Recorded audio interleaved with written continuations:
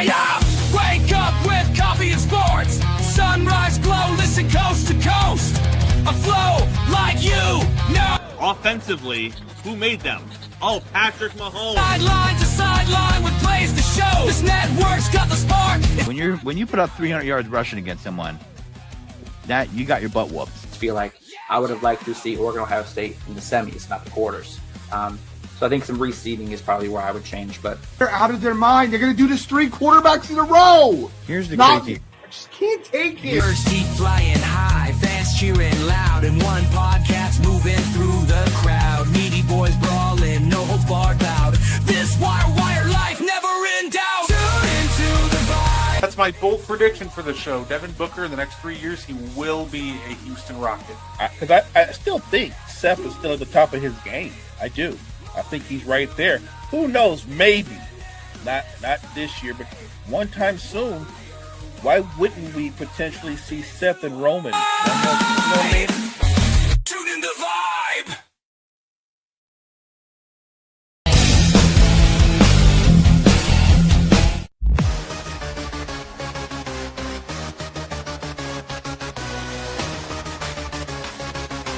Warning Reps, Court Centers. Got me on the mic, now let's spill the tea. Talking courtside dreams from history. Legends on the blacktop now and then. From Wilt to Steph, we hit it again. Open the chimes in, let's go deep. Young blood's rising, can't skip a beat. Puppy prospects with fire in their eyes. Draft night suckers and hoop dream highs. Wire to wire, bring the heat. Podcast magic can't be beat. Do better, we're more better. We're hoop heads, trendsetters.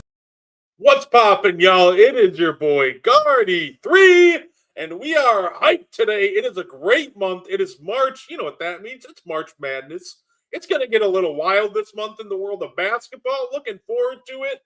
So, got a lot to get into. But, of course, the greatest co-host of all time, he is Mo Betta. How you doing, Mo? It's Thursday night. We're talking hoops. I'm doing great. What's good, chat? Say, hey, what's going on? Yeah, we got a lot to get into, and of course, you know how we start, though. If this is your first time tuning in. The way we start every episode is we give an underrated player of the week. It could be a team, player, executive. We just think there are too many players around the league now and in the history of the game that don't get their flowers. So, Mo, underrated player of the week. Who do you got? My underrated player of the week is he's kind of an unsung player, but I think he's valuable in terms of what he does for his team. My underrated player is Tari Eason of the Houston Rockets. I think when you combine Tari Eason's athleticism and physicality with Amen Thompson, it gives Houston 2 elite wing defenders. Eason's a great defender, great slasher, finisher in the open court, high-level rebounder, and obviously can be an elite defender. So I think Tari Eason is an underrated player, and I want to give him his flowers. And I think that's a great one. I love it. I'd say absolutely. Tari Eason's been terrific, and the strides that he's taken from 3 really helped unlock that offense. Like, you could tell there was a noticeable difference. Like, all of a sudden he's hitting, like, last time I looked, it was close to like 45, 46% of its threes. And that just makes all the world of difference, especially in an offense like the Rockets that is, quite frankly, even though you have Kevin Durant and Tari Eason shooting hot, it still lacks spacing. So they need Tari to keep letting it rip. He's been terrific for them this year. Yeah, he's made a huge leap with his efficiency from behind the three-point line this season. As a fan of his, I hope it's sustainable and he can take that into the playoffs. Say absolutely. You know what, Mo? I'm gonna mix it up a little bit in honor of March Madness. I'm gonna do a college team that's near and dear to my heart that didn't win the tournament, but they were a runner-up. Of course, Mo, I'm talking about that 14-15 Wisconsin Badgers team. Oh, that most notably knocked off undefeated Kentucky. They're 38-0 coming into that game. Everybody picked Kentucky to knock off Wisconsin, but Wisconsin pulled off the upset. They made it to the the finals, and they couldn't beat Duke. But the fact that team, made it as far as they did, shout out to Nigel Hayes, Sam Decker, Frank Kaminsky and company. Like, just what a terrific run by those guys. So I just wanted to shout out the 14-15 Wisconsin Badgers in honor of March Madness. fun team. Frank the Tank was in his bag back then. What I remember about Sam Decker could shoot the three, but was sneaky athletic. I'm a little disappointed because I thought Sam Decker would be a better pro, but that's how it goes sometimes.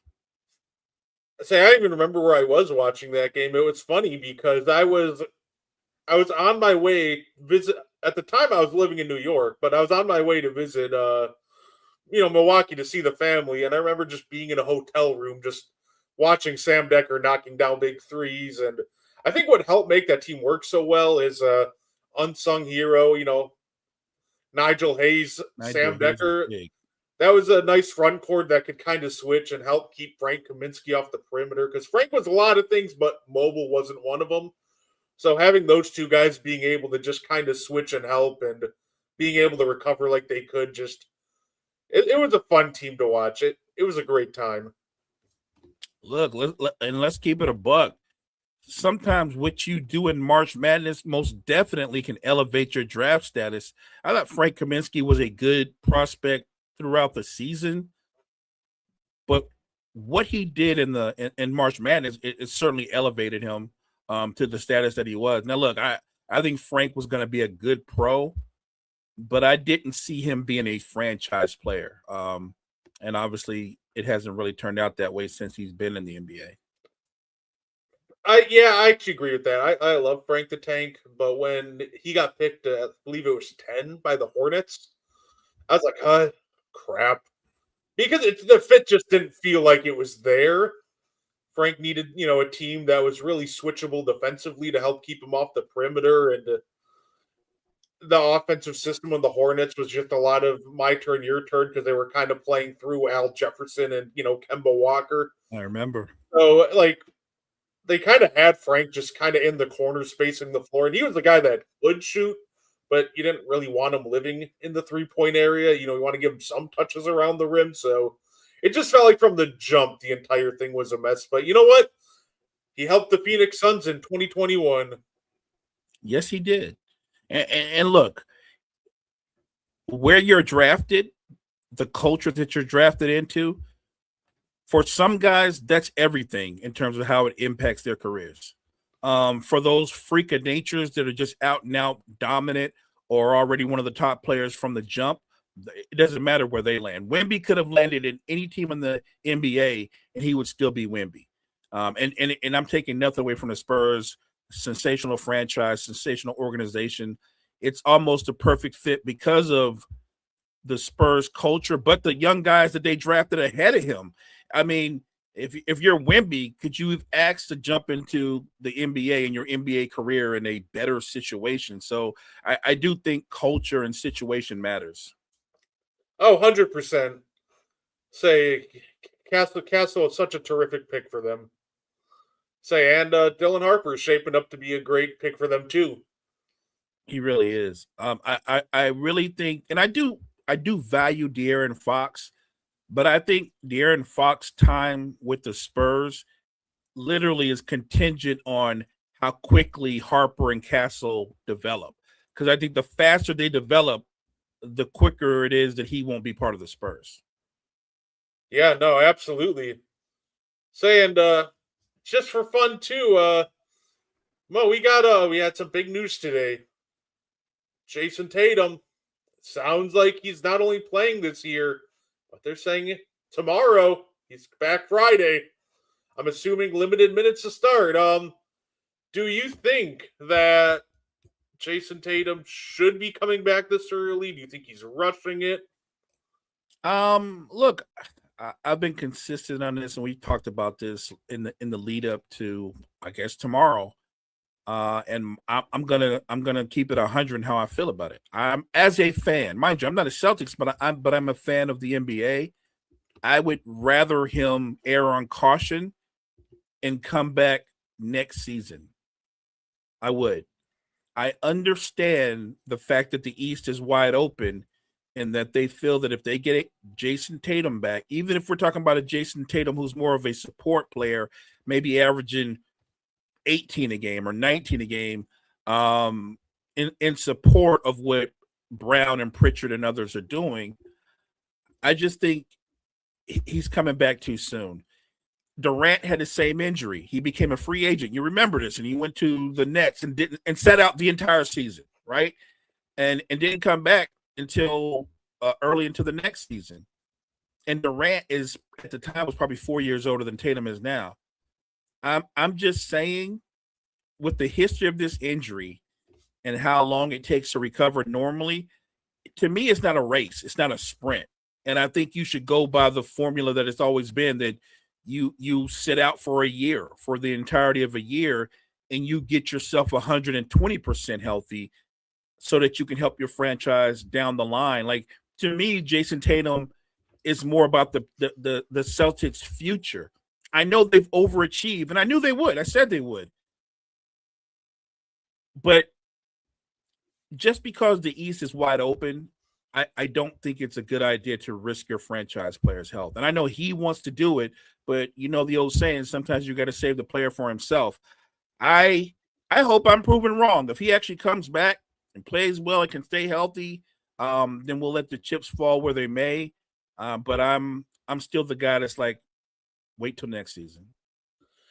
It's so interesting because you look back at like the numbers of guys that have, come back from Achilles and were the same player before. And that list is just like Kevin Durant, the end. But Tatum's an interesting case, and Halliburton will be an interesting case too, because a lot of these guys, when they're popping their Achilles, they were like already out of their prime. Like Kobe in 2013, he popped it, but he was obviously closer to being out of his prime than the beginning. Chauncey Billups was out of his prime, Wes Matthews, guys like that. Tatum trying to do this recovery, which his time frame is about the same as when guys like Chauncey and Kobe came back, which turned out to be too soon. But like I said, they're at the tail end of their prime. Tatum is starting to smack dab. He's either in his or just entering his. So I think almost Tatum will almost be either a, hey, look at this, you can do it, or B, just a warning to future players if it goes horribly wrong. And I'm praying that it's a good thing. I'm hoping we get a healthy Tatum. I do as well. And look, he is younger.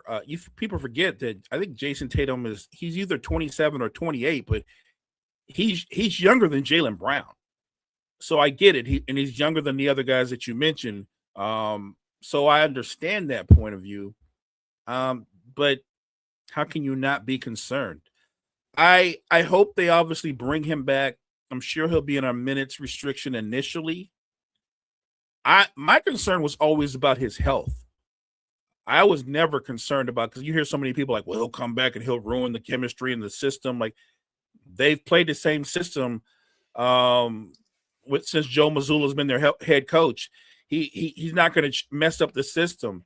And you could argue that even though they're a good team, too much of the offensive load has been put on Jaylen Brown and Peyton Pritchard. I think he alleviates that. He's not going to hurt. If he's healthy, he's not going to hurt anything. Now, he will have to get back into game shape, and I'm sure his shot and things might be rusty. Best case scenario to me, like I said, this current version that we get for the rest of it, if he averages 18, 19 a game, and does the things that he did on both ends of the floor prior to the injury, he will be a huge boost to the Boston Celtics, and they would be legitimate title contenders. But how can you not have concern? Because if it goes wrong, never mind that you're not going to win anything this year, you're not going to win anything next year either. You're not even going to be in contention next year either. Yeah, it's funny with the whole idea that he's going to disrupt the chemistry in the system. Like, yeah, he's going to take more shots and all that, but it's one of those things that I've seen Tatum just kind of, be a playmaker and a distributor. I watched him do it in the NBA Finals when the Mavericks loaded up their defense to stop Tatum. He's like, yeah, cool. I'll be more of a playmaker than a shooter. So I think he's one of those guys that he's more versatile than everybody gives him credit for. Like they think he just wants to come in and start chucking, and I'm sure he'll come in initially and to shoot a lot just to try to get into a rhythm before the playoffs. But like the idea that he just needs to shoot for value or whatever the concern is, I think people just don't understand fully at times how well-rounded he is. I agree. I think what gets lost is in this league where shooting is a premium, the only thing that trumps shooting is shot creation. A healthy Jason Tatum gives the Celtics another shot creator who can not only get his, but set other people up for easier opportunities. So how does he not make you? Of course he makes you better. There will be some rust issues, but if they play, and again, I think he's going to play maybe 20, 25 minutes a game for maybe the first month, and maybe they'll ramp him up to 30 before the playoffs. But I think you have to approach this cautiously. If you're going to play him, then you have to approach this as cautiously as possible, just to err on safety. Oh, for sure.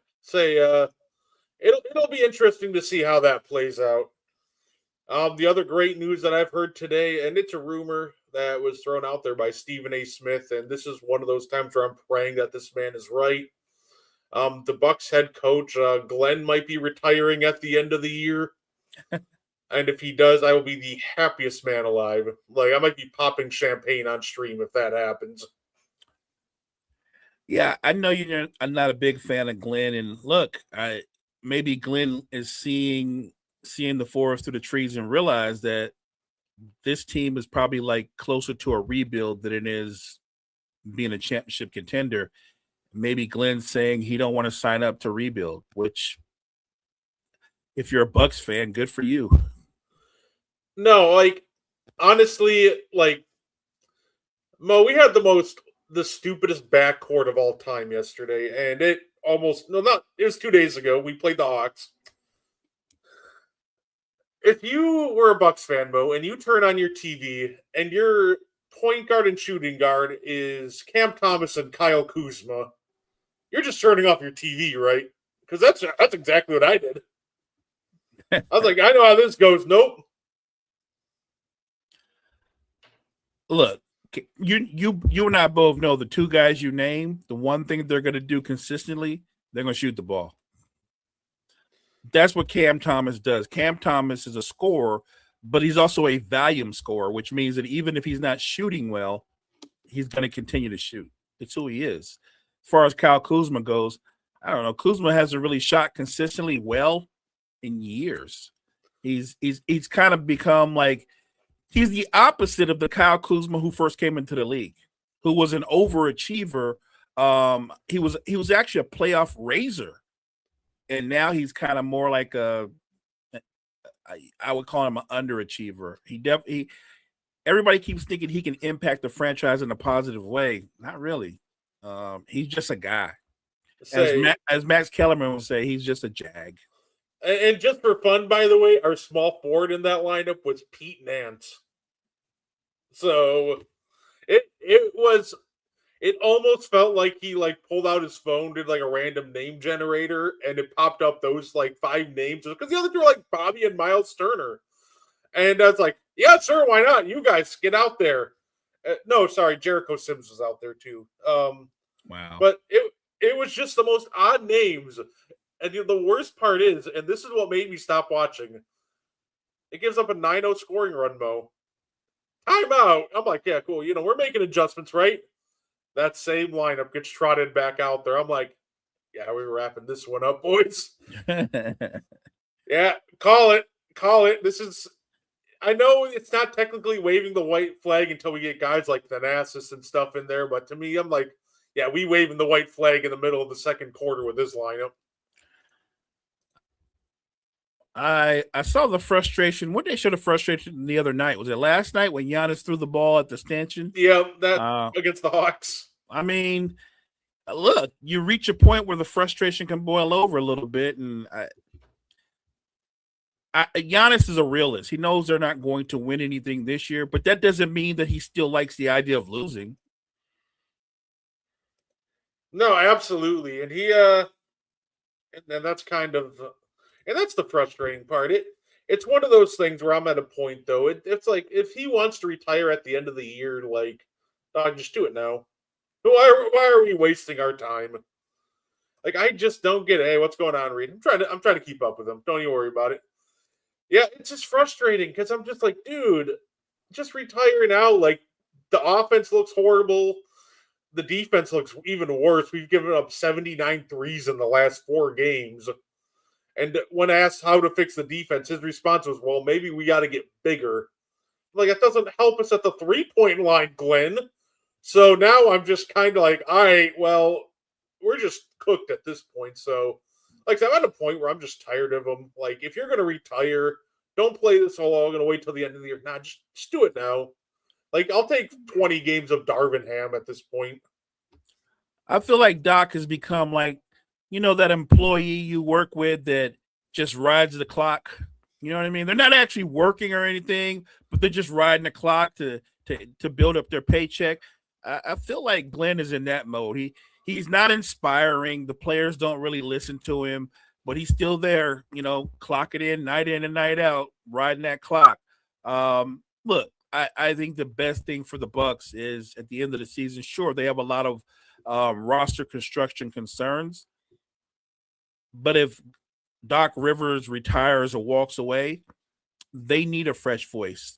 They need a new person at the helm.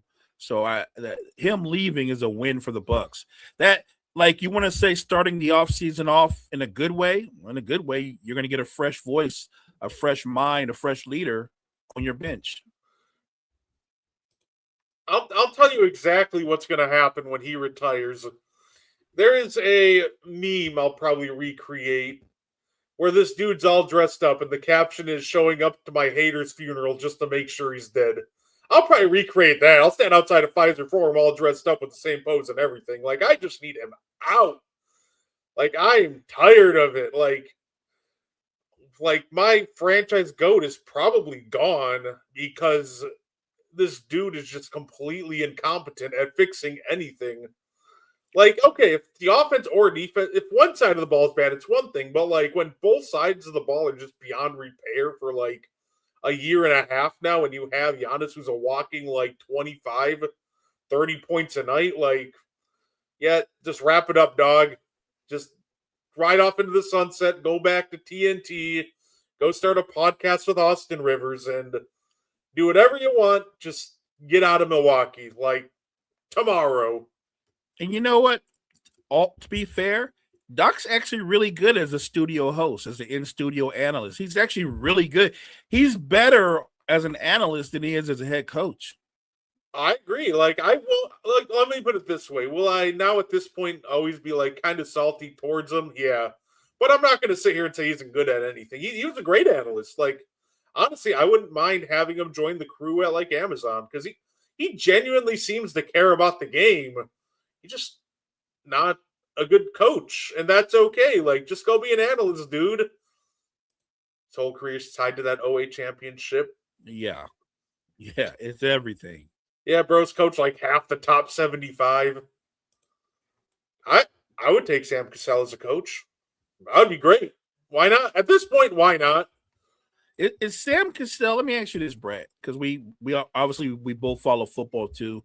But is Sam Cassell, is he become like, in terms of assistant coaches, is he like the Eric Bieniemy of NBA assistant coaches? Because Sam's been around for a minute, knows basketball inside and out, has great relationships throughout the organizations, and yet has never been tapped to be a head coach. It feels like it. It really does. Because that's the weird part about Sam Cassell. Like, he seems like he'd be a great head coach, but every cycle he just gets passed over. I don't know if people just think he's not ready yet or he's bombing interviews, but honestly, at this point, especially if, like, for example, if Giannis is leaving at the end of the year, or even if he stays, like, I'm down to to try a first-time head coach at that point. Like, let's start fresh. Let's get a new voice, especially if Giannis leaves, because at this point, I just need a new voice in the locker room, and I'm willing to try just about anybody. Like, Mo, if you walked in and said, I'm the new head coach of the Milwaukee Bucks next year, I'd probably do backflips at that point. We're back in the playoffs. Yes, sir.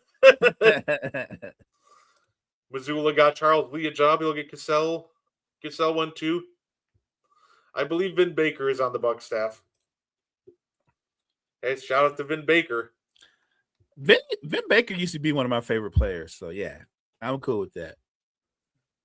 So I've decided that, gonna have a quick little fun segment. If anybody doesn't know, I do have a segment when we talk about some NBA draft prospects. We're in March Madness. So I figure let's bring it back this week. It's called Puppy Prospects. And our draft prospect for this week is Cam Boozer. And now, Mo, I really like Cam Boozer as a prospect. I think he's fantastic. I think he's got a great playmaker for his position. Great face-up game. Kind of just what I wrote here. 40% from three, which I think helps a ton with his face-up game because you have to come out to guard him on the perimeter. And at the collegiate level, he's been great at, getting good post position and finishing down there. He's got a little post game, but his biggest flaws are going to come on the defensive end. Shot blocker, he is not. He's a good athlete, but not an elite athlete. Like, is he athletic? Sure. Is he athletic compared to some of these other, to a lot of the guys in the league? Not really.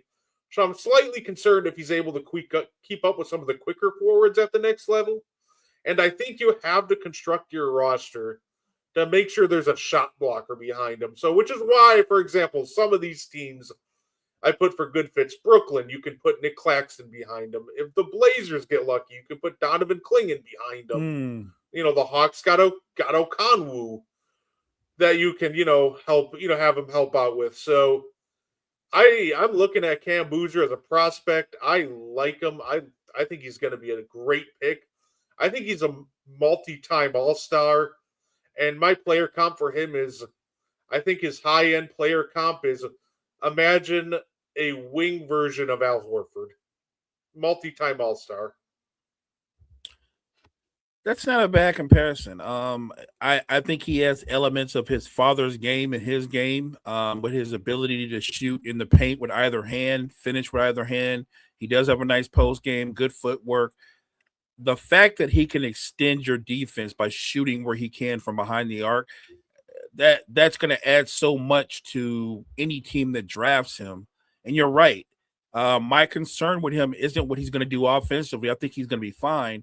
The challenge will be, can he don't have to be an all NBA defender, but a competitive defender to where he can't get targeted. But it will be important in that front court, who's your 5 and who's your 3. Because somebody needs to be that weak side guy that's got his back. Say smaller version of Vin Baker with post moves. Oh, that's fair too. Yeah, it's one of those things. He's going to be terrific on the offensive end. I'm looking forward to that. Like defensively, he's a willing defender. He'll make all the right rotations. He's just not going to block shots. And there are times where his effort on some closeouts is, lacking. But overall, like, he's been shown to buy into the team system, especially at Duke. So I think he's coachable, and I think his offensive game is going to translate really well to the next level. Agreed. And I think that he's the kind of guy that rookie year you're going to see how he's acclimated to the NBA. Like, I think in his rookie year, I could see him averaging a double-double in his rookie year. And I think that he'll continue to develop. Again, depending on where he's drafted, it'll impact his development. But the kid is so well coached. He's clearly a gym rat. Like, I don't know if he's going to be a superstar, but I think if he's not a superstar, he's at least going to be a perennial all-star. Yeah, I don't think he's Elton Brand per se, but I think he's closer to kind of like a Horford kind of player. Yeah. I'll go with that. Brand was more of a shot blocker too. Yeah, I'll say if you want a more modern comp for him, I think he could also end up being kind of in the Julius Randle category of things. Like if I told you his median like is Julius Randle, and I think his ceiling is closer to Horford. I think he's going to be very good I think he's still going to be good at worst. I think he's going to at least be very good, but I think he can be just a consistent fringe All NBA player at his peak. Maybe No, but even just All NBA third teamer. But that's why the Horford comp is a good comp. People forget because they're seeing Al Horford the last few years and obviously this year with the Warriors, but Al Horford's like a 5 or 6 time All-Star. Like, and I love the set what you just said. He's going to be very, very good. Like Al Horford was. Is he going to be your team's best player? Not if you're trying to win titles, but he will be. I think he can absolutely be a very important piece to your team becoming a title contender and winning titles. He can be that second or third guy. I think he is a building block towards your team winning a title. So I think he's going to acclimate to the NBA game very well. Oh, absolutely. And even if he ends up, like I said, for example, even if he doesn't hit like Horford levels of good, let's say he falls to his median, which I think even then he's still like could come into the league and just be around Julius Randle levels of good. That's still a good player. Like I think I don't think he'll be the best guy in this draft, but I think he'll be one of the more consistent and safer prospects in this draft. Agree. I think there are guys that have higher ceilings, but the thing about higher ceilings is a lot of guys don't ever reach their ceiling. I think Boozer, being as polished as he is already, I think he's going to step into the NBA and already be a good player from the jump. Mo, how about, no, absolutely. And Mo, I just got an idea. You down for a little bit of a fun game with one of the hottest teams in the league right now? It's got to be the Hornets, right? It absolutely is. So, we're going to play a game. We're going to try to predict where the Hornets end up at the end of the year. So, this is going to be really simple. I'm going to name a team, and it's going to be the team in front of them, and we're going to try to figure out where they are. So, Mo, the team directly in front of the Hornets is the Heat. Do they jump the Heat, do you think? Yeah. Yes. Yeah. All right. The team in front of them for the 7th seed is the Orlando Magic. Do they jump the Magic? That is a tougher challenge, but it's weird because normally I watch bits and pieces of Hornets games, but probably the last 2 or 3 weeks, I've watched a lot of Hornets games. And it's not just their offense. They're a lot more competitive on the defensive end. If I'm going off of chemistry, because chemistry does matter and how they're playing, I would actually take the Hornets' chemistry over the Magic's chemistry. The Magic don't have any chemistry. They have a ton of talent, but they have no chemistry. I agree.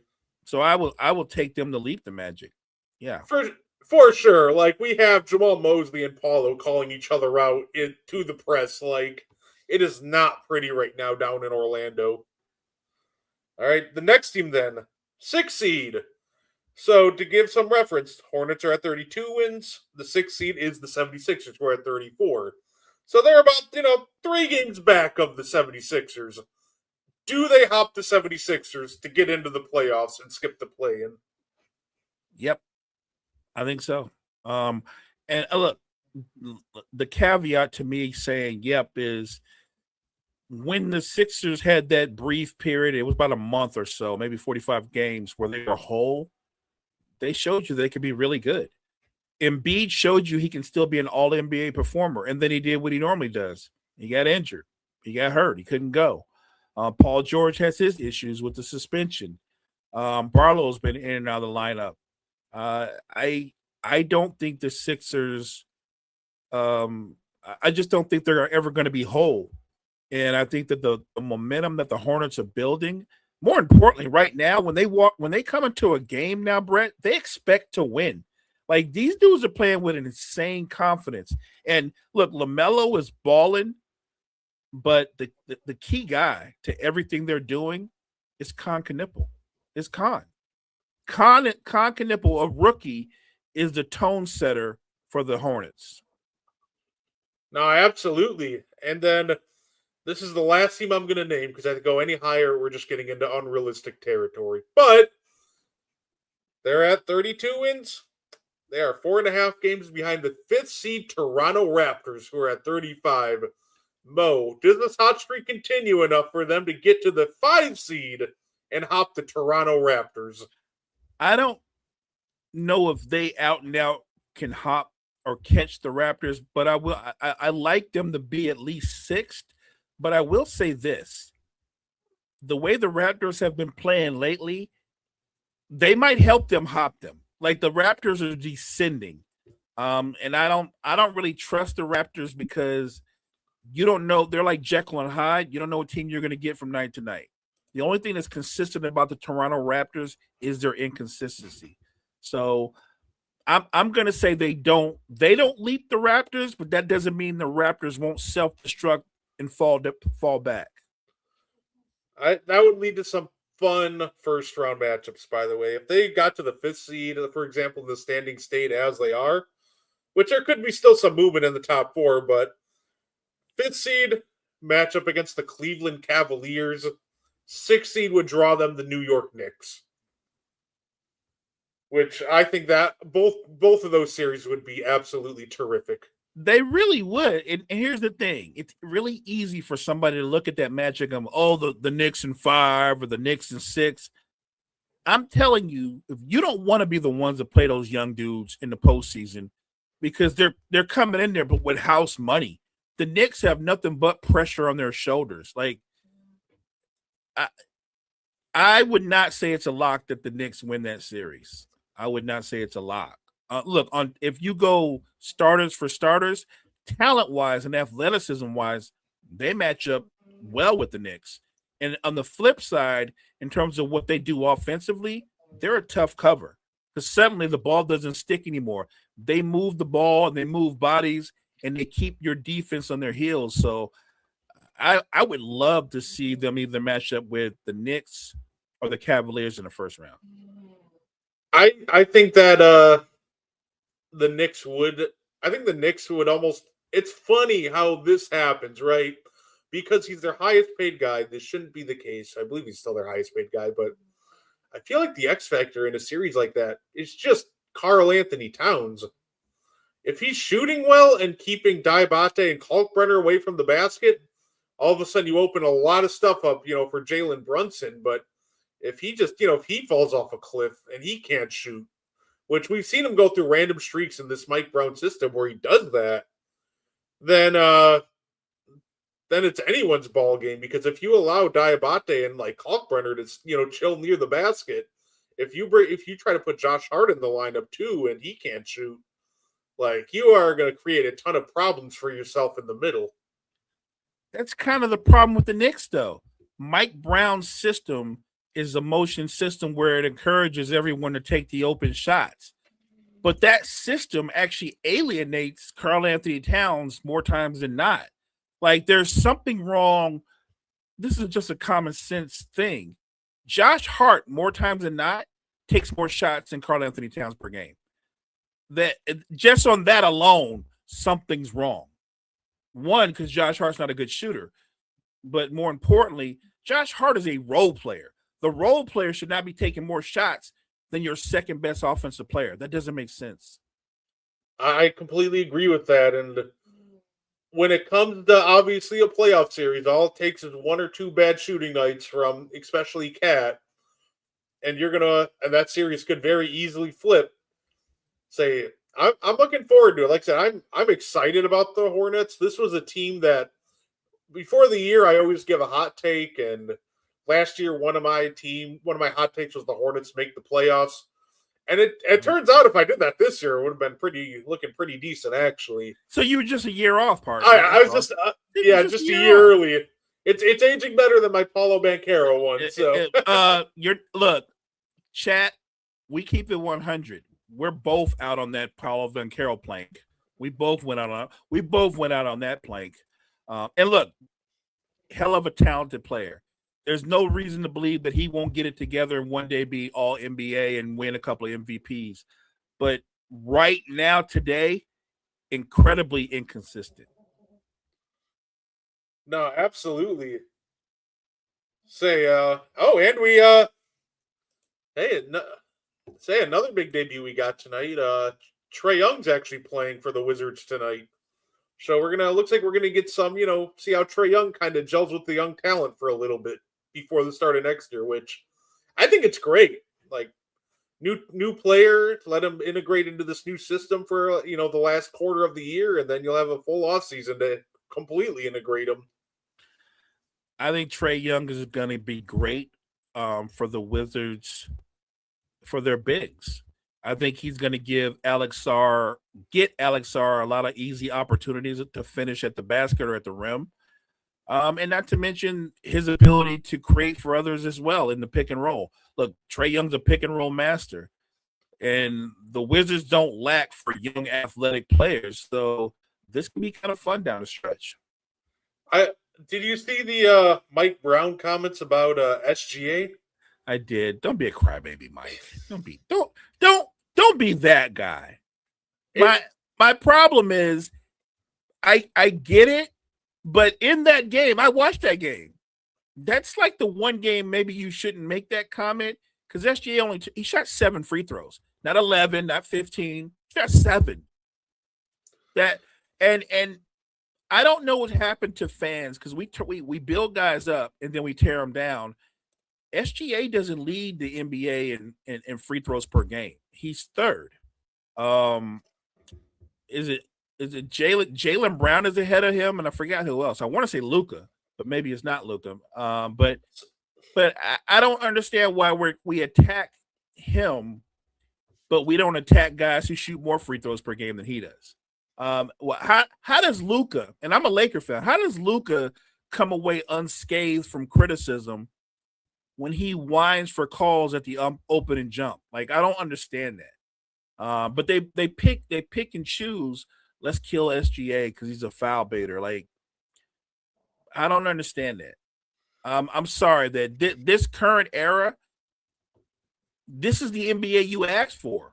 You wanted to encourage more offense. Well, these really, really gifted offensive players that can take people off the bounce, they're more clever. And they find ways to initiate contact, to draw you in and get you off balance, and they're at the free throw line. It's not like SGA's cheating or doing anything illegal. He's not doing anything that Luka hadn't been doing for years, that James Harden before him hadn't been doing for years, that DeMar DeRozan has done for 15 years or more. Like, it's not new. It's not. I don't understand why he's become the poster child for foul baiting. Right, like people talk about it like Snoot's like, brother, we were watching Rip Hamilton foul bait everybody to oblivion in 2004. Man still has the record for most points in a game without making a single shot. So, right. I mean, think about what James Harden did when he was in his peak, Brett. You know how many games James Harden would have a game where he made like 4 shots, but he had 30 points because he got to the line 18 times? Like that's insane. How do you get 30 points on a night where you make 4 shots? And nobody was whining about that then. Why are we whining about it now? It got so brutal to a point we had guys guarding James Harden with their hands behind their back. I remember that. Reggie Miller did too until they took away his leg kicking out. Yeah. This is true. Reggie was doing some kind of weird kung fu. He'd come off them screens and them legs would come flying out. This is my favorite part, by the way. Like, SGA is third in the NFL, or tied for third in the NBA in free throws. Right. With Denny Advia. Like, it's so funny. Like, to me, that just shows the difference between what, like, people complain about for foul calls and not. Because people complain about SGA, right? And I get it. They're the champs. They're in the spotlight right now. I don't hear anybody complain about Denny Advia. And I promise you, if you watch a Portland Trailblazer game, those are not ethical fouls he's drawing. He's not fighting through contact. A gust of wind, he's falling down and throwing himself to the ground. So Denny does fight through some contact, but he has a lot of very, like, same exact foul baiting that a lot of people complain about. But hey, you know what? Denny's having a great year, so shout out to Denny. I don't want to discourage him, but He is having a great year. I think if he sustains it throughout the season, he's definitely going to make one of the All NBA teams. no, absolutely. Yeah, no, I do like your point too. By the way, Kyle, mind you, he has Jalen Brunson on his team. I've had this argument before, Kyle, with New York Knicks fans because Cat is always the low hanging fruit. But I'm like, I get it. Brunson is great at clutch time and all that kind of stuff, but he's such a volume scorer and such a volume shooter that sometimes Brunson, that part about being a point guard where you look for other people, it kind of gets away from it. Even though last night I think he actually had like 14 or 15 assists, but your second option, who by far arguably might be the best shooter on your team, he got to get more than 8 to 10 shots a game. Scotty Barnes, All NBA third team. You know what? Maybe I like it. wouldn't rule it out. Look, he'll get, if he gets there, it'll be on the strength of what he does, obviously on both ends of the floor. Because I think Barnes is like 19, 8, 6 assists, and obviously he's elite. He's an elite defender. So yeah, I like that. Yeah, I think it's a great call out, especially I think he's already a deserving All NBA like third team candidate, but especially like once we start removing the guys that are disqualified from the awards, it gets insanely tough to keep him out of that third team, right? Like now we're gonna have to move guys up to the first team, and we're gonna have like 3 or 4 different spots on the third team. Like I said, it's going to be interesting too in the offseason when all these guys start making All NBA teams and the owners are all of a sudden looking at like, well, this guy wants a supermax now. This is going to be fun. I mean, but that's on the owners, right? They negotiated it that way. The way they negotiated it was to ensure that you could keep your own free agents, right? Or make it harder for them to want to leave.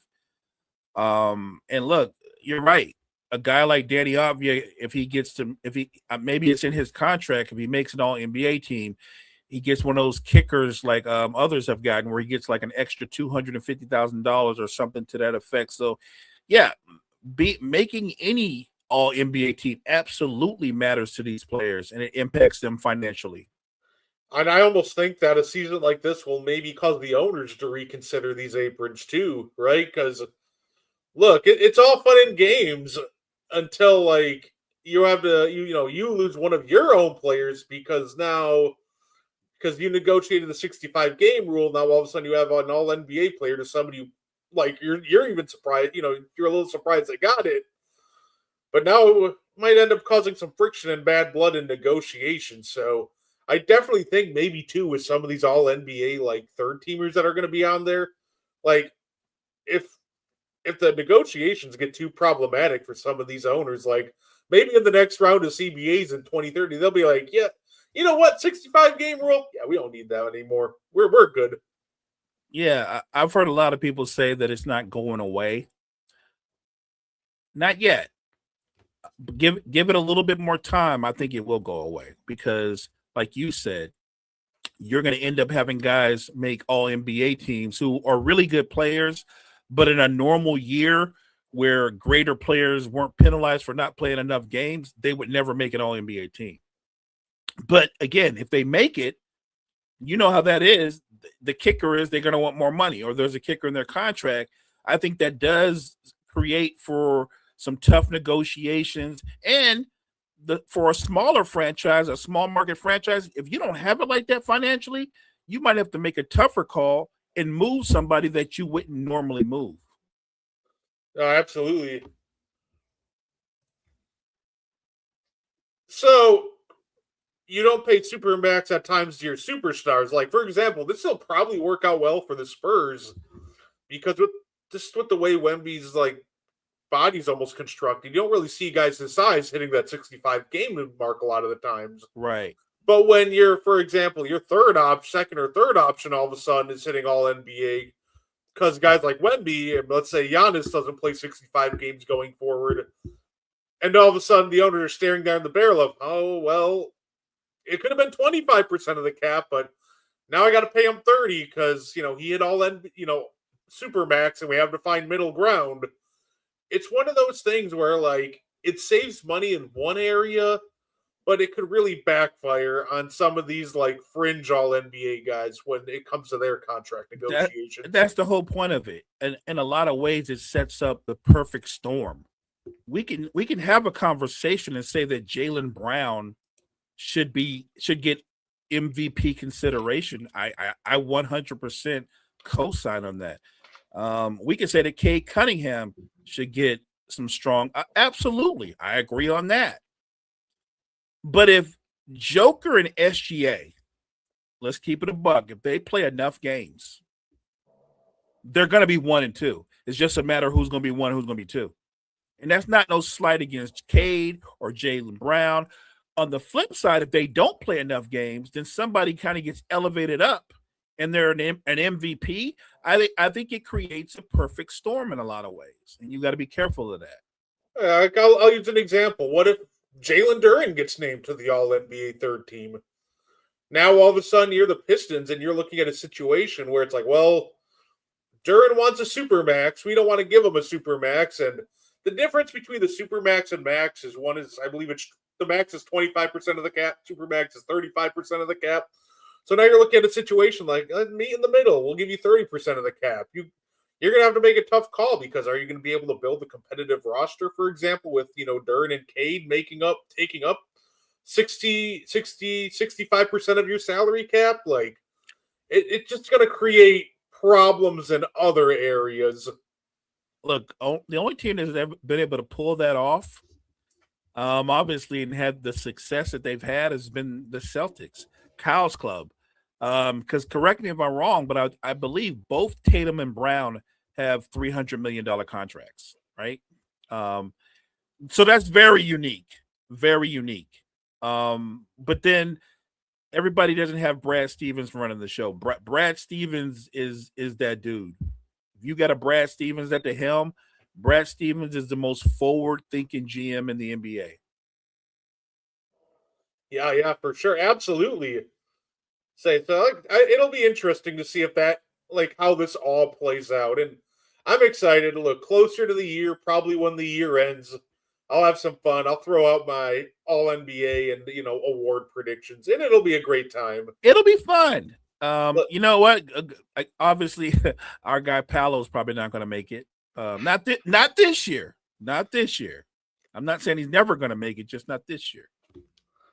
Stevens learned a lot from Danny Ainge. He definitely learned a lot from Danny Ainge. And at this point, Shay, if he keeps on the run he's as an executive, he'll probably pass Danny Ainge. Well, let's look at it from this standpoint. Danny Ainge has been he made the move to go to Utah. He's done a lot of really good things in terms of making willing and dealing, but the ultimate goal is to put together a championship roster. Danny Ainge's been there for a minute. They've done a lot of things. They haven't put together a championship roster. Now, if Ace Bailey becomes a player we think he could become, the move to get Jaren Jackson Jr., you already have Walker Kessler, and you have marketing. That front line, the length that it has, the versatility that it has, that could be one of the better front lines in all the NBA, bar none, not even close. And also, Keontae George is really big for a guard. Like, he's a really big guard. So, like, that will be some insane size, especially if you're planning on running Keontae George at, point or even shooting guard. It's crazy to say this, but I literally think outside of what they already have on their roster, Brett, I think the Jazz are a player away from being like where the Hornets have ascended to, where OKC is already at, where the Spurs are climbing to be, like one of those young teams that can go 1 through 8 with nothing but talent. No, absolutely. And Mo, I thought we'd end off the episode with a little bit of fun. T3&D, Kyle, everybody in the chat too. I think you'll have fun with this too. The NBA draft. Guys, you are the GM of the NBA draft for your team. Obviously, you got to rank some prospects. You got to make a top 10 big board. It's going to be tough. Now, the stipulation for this is every prospect I'm about to show you, you only get to take into consideration their collegiate or overseas career. They haven't done anything in the NBA yet. So, let's have some fun and do number 1 draft pick big board. So, I think, I feel like between production and draft type, I feel like number 1 and the last overall pick are really easy.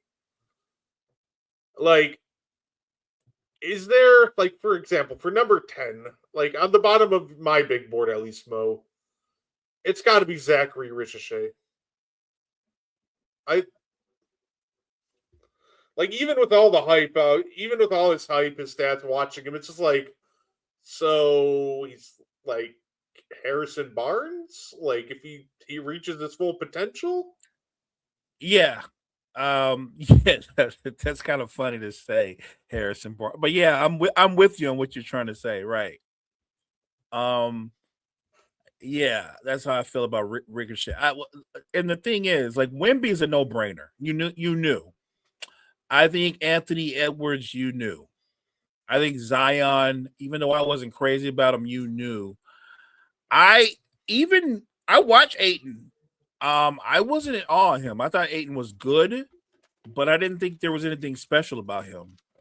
The guy is weird to say this, that ultimately disappointed me. Maybe not he definitely didn't disappoint me the most, because I thought Ben Simmons, before he had his nervous breakdown, name me a 6'10" point guard. Like, I love Jason Kidd, but I don't think Jason Kidd has a season in his career where he averaged 16, 8, and 8 across the board. 16, 8, and 8.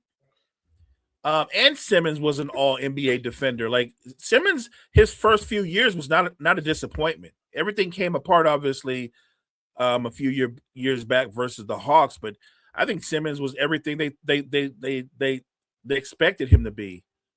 A lot of people say Fultz had a drop. I'm probably alone in this. He wouldn't have had a drop if I were a GM, because I wouldn't have drafted him.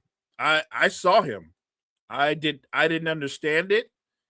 I didn't get it at all. I saw a guy who was the leading scorer on a very bad team, but he didn't seem like he was a razor or he made anybody around him better. He just seemed like a guy.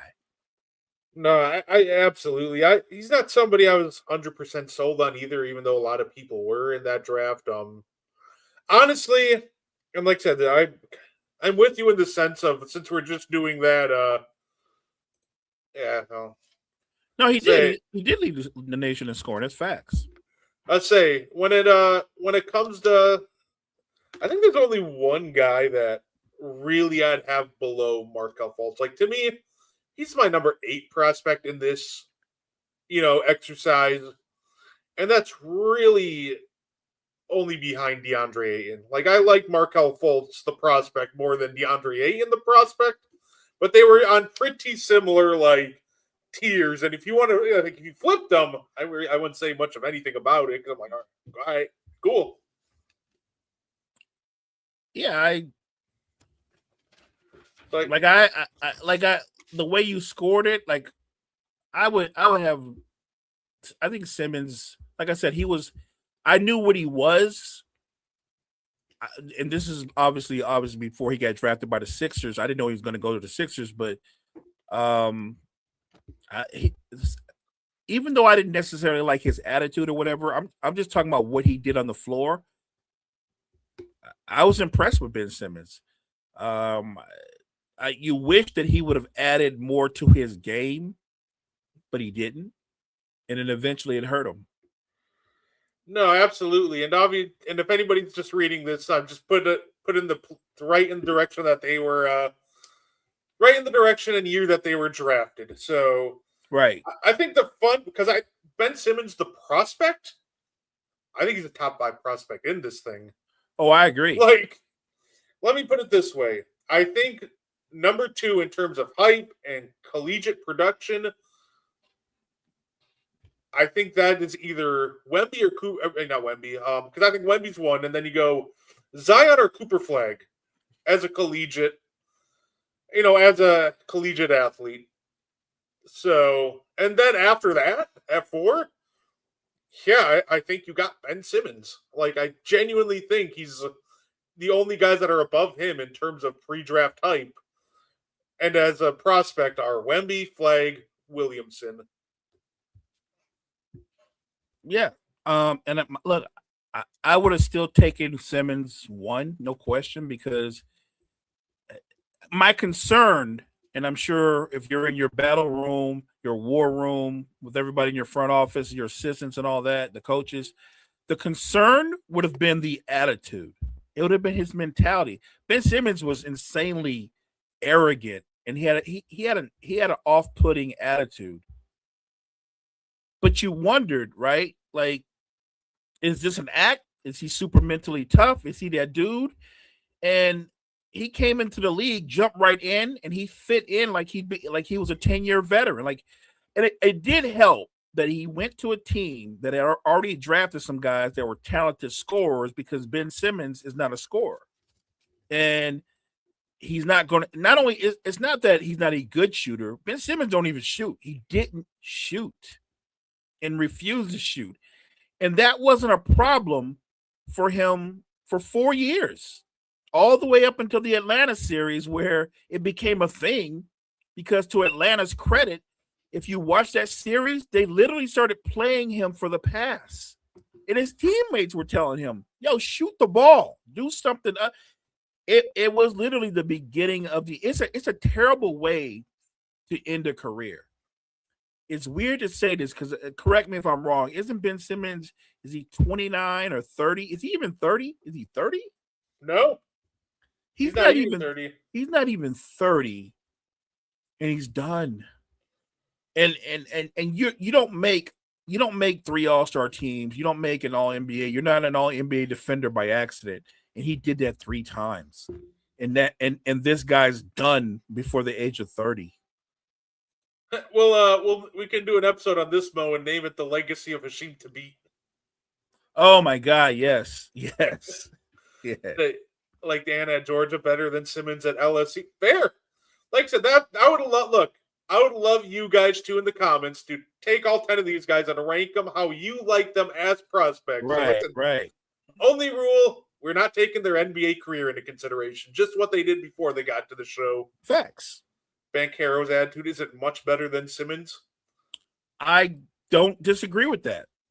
I'm on board with that. Yeah, Joel Embiid did turn the ball over a lot in that Atlanta series. What 100%. But guess what? Joel Embiid turned the ball over a lot in the series where they played the Boston a couple of years ago, and Harden won like 2 games. But all everybody talked about was how Harden disappointed him and how Harden came up short. Joel Embiid is their best player. He was the MVP of the league, and he came up short in 6 games. It's all good, T3 and D. We all have this. Like, look, when the Heat drafted Josh Jackson, I thought he was going to be like the next Andre Iguodala, and I was really wrong about that. I made a mistake.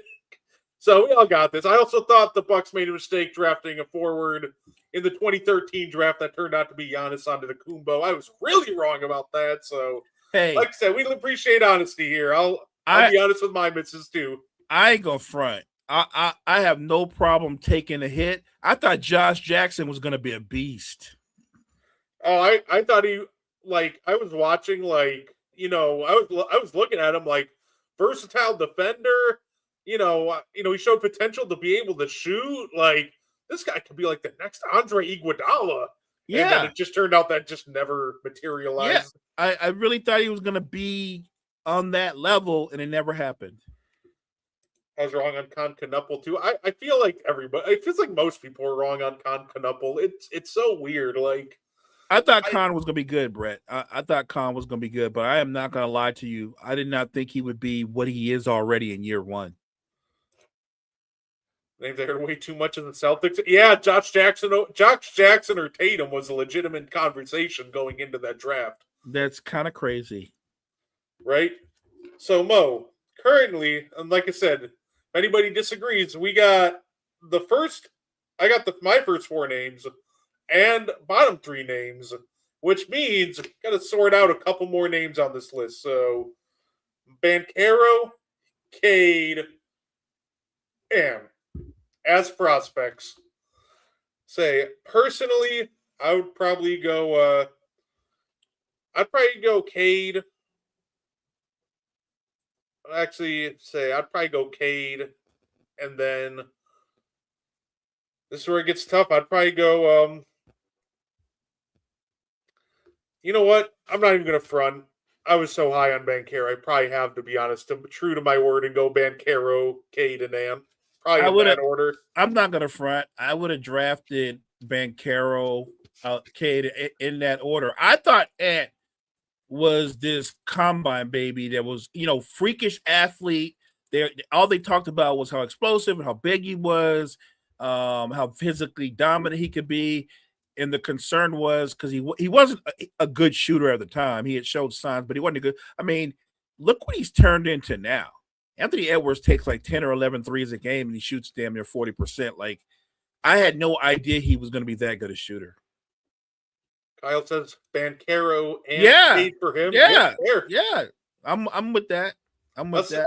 I would have took Cade, but I'll admit it. No, absolutely.